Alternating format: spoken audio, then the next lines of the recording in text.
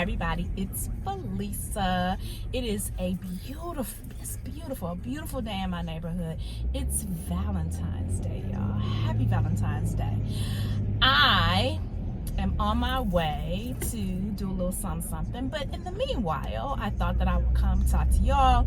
I want to see how y'all doing, but I had a particular topic that I've been kicking around for the whole week, and because today is Valentine's Day and I was listening to Charlemagne the God and his shady self this morning, throwing lots of shade, low key, high key, medium key shade at the singles, and I know that it was designed to be humorous, but that made me think that doing this topic today will probably be very appropriate. So here we go. First of all, before I get into it, I want to give my disclaimer, which is that these are my thoughts, my observations, my rants, and in some cases my experiences. They may or may not resonate with you. If it does, yay.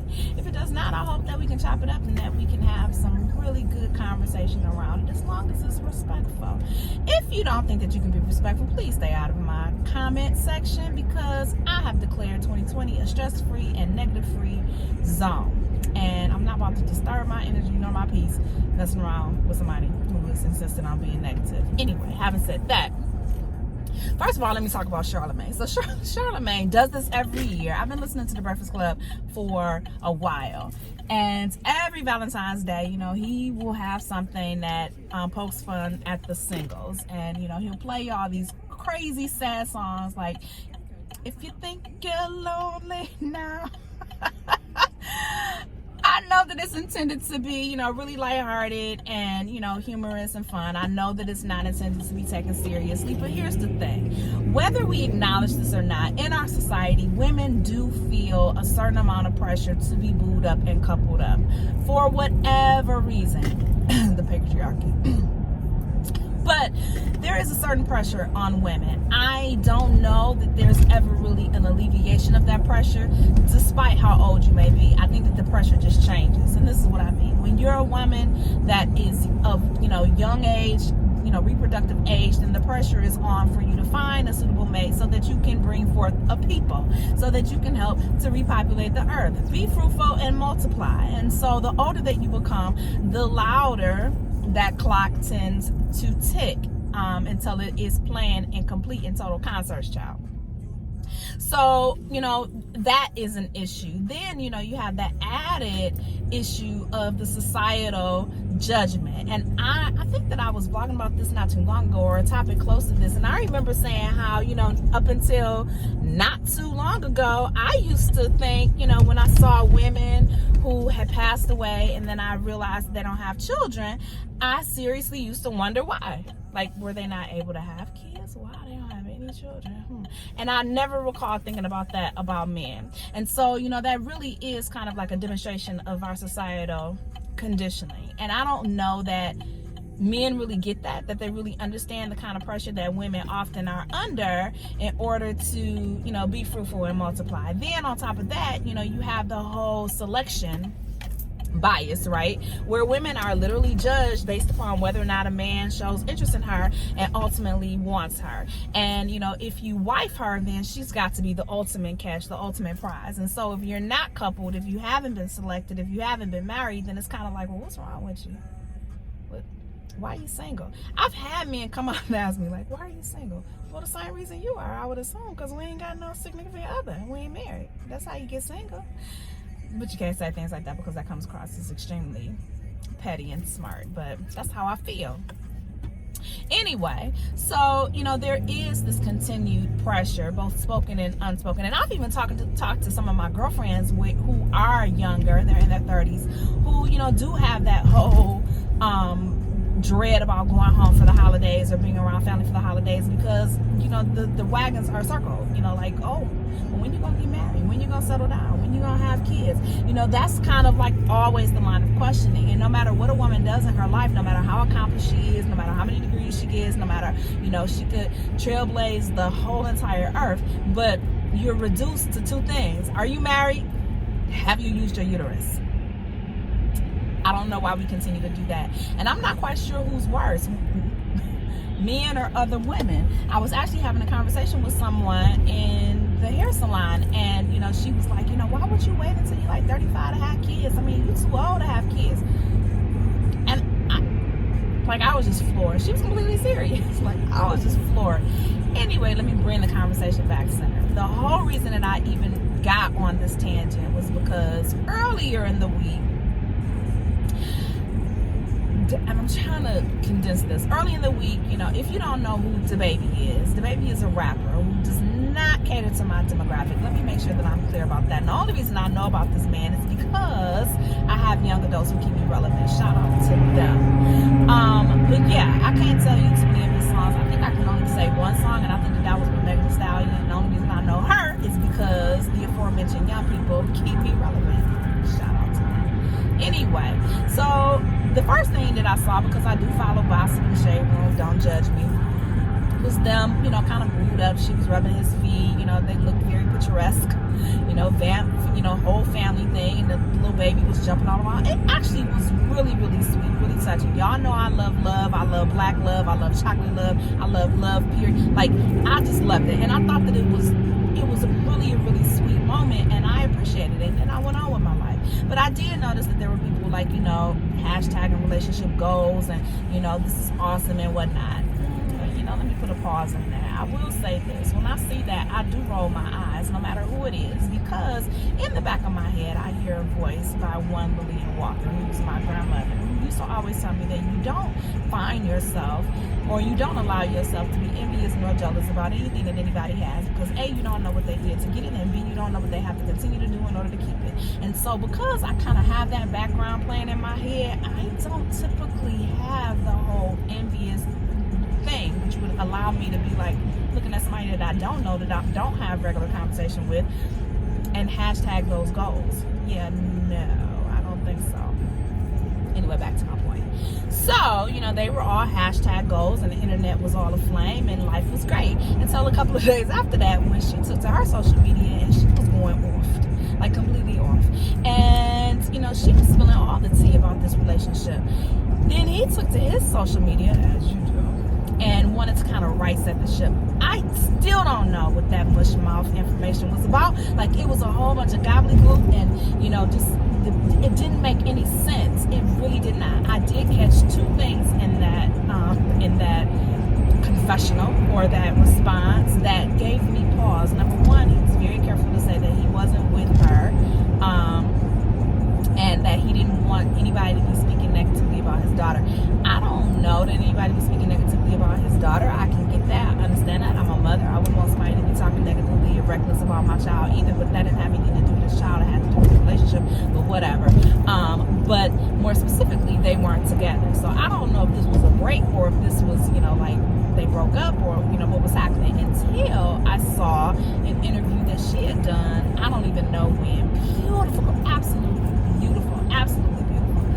But she was asked during this interview what the status of the relationship was with him, and a couple of things caught my ear when she was speaking. Number one, she said that they weren't even official until she got pregnant. Okay. And then number two, she said that they were single. He and she were both single, but that's my boo, or my baby, or something like that. And I was like, okay. So he was right when he said that, we weren't together, I had this other life, so be it. So I was trying to catch an understanding as to what he felt like he needed to address. Number one, you've already said that you were single. She said that she was single. You guys were both single. I don't know what this, maybe he felt like he needed to respond because she put some things out there publicly. I have no earthly idea, but it didn't make sense to me, and it further made a complicated situation even more complicated, if you follow what I mean. So I kind of just tucked that back deep in my natural. And then he did come back and do a part two, because the girl in question posted a picture of herself with her stomach, and I don't know. I don't even know what that was about. Except I think she said something like, I guess the cat is out of the bag. And it got really messy really quickly. I don't know how old all these people are, but I feel like this has 20-something energy attached to it. I really do. Anyway, so, my rumination, or my thought process became this: I can't say that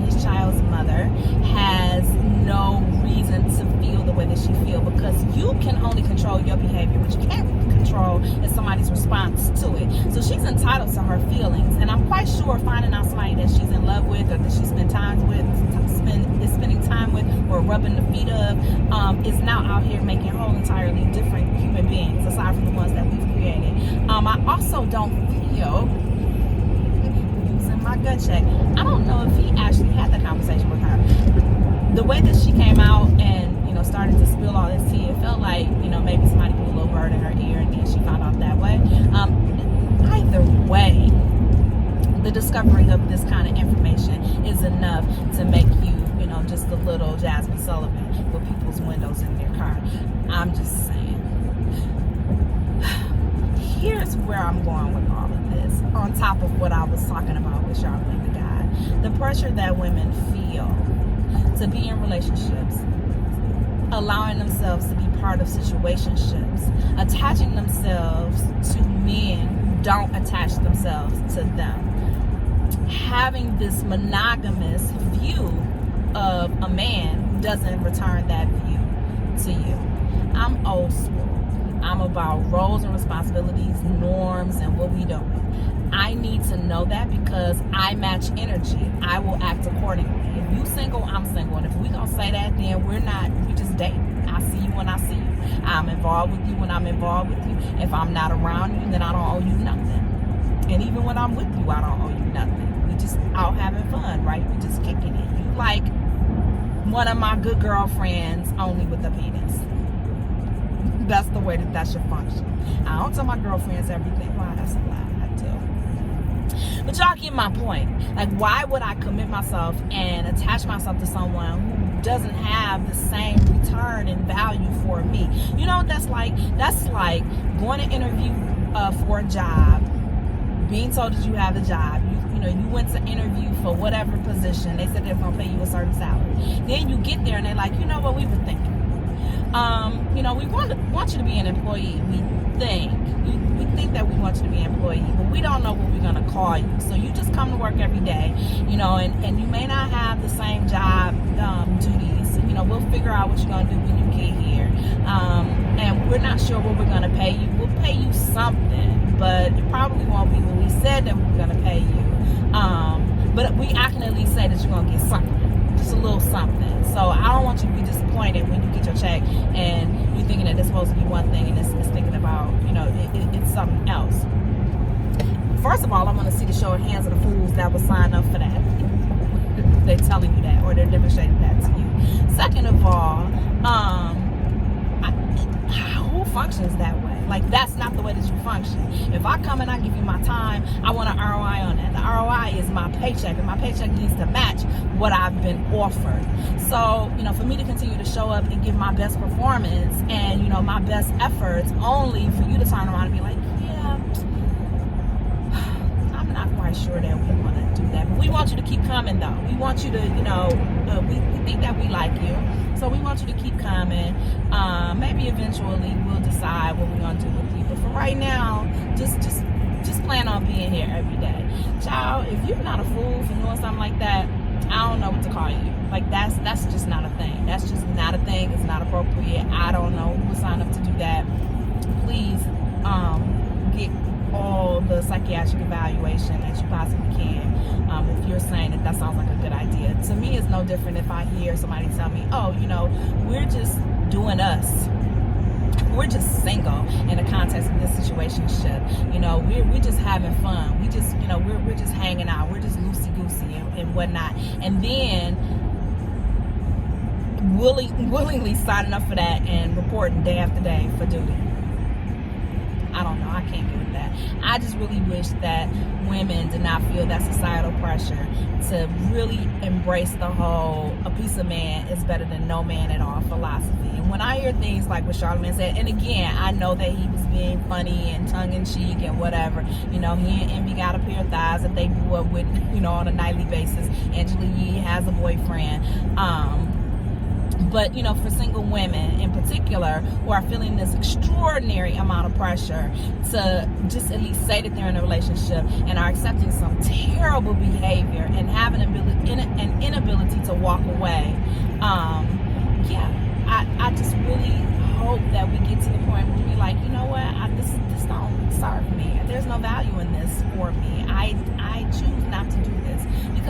get to that level, I think that we'll be more in a seat of negotiation for really having a say of what happens in our lives and what does not. Just my two cents and my thoughts. And again, I don't have anything, no indictment for the baby and for his child's mother. Those are real people who are going through real issues, irrespective of whether or not they're celebrities. I'm just looking at the overall presentation. I just don't know how I'm rubbing your feet one day but you still single. Get your feet out my face. If you're single, they have people who can perform these services for you. You pay them a certain wage, and that will really help them to be incentivized to keep touching on your feet. But if I'm not your girl and you're not laying no claims to me and you out here making whole people, I'm gonna need you and your crusty feet to go on somewhere. Yesterday. Anyway, I'm Felisa. No, what y'all think? Maybe I'm off. Who knows? I'll talk to y'all later on.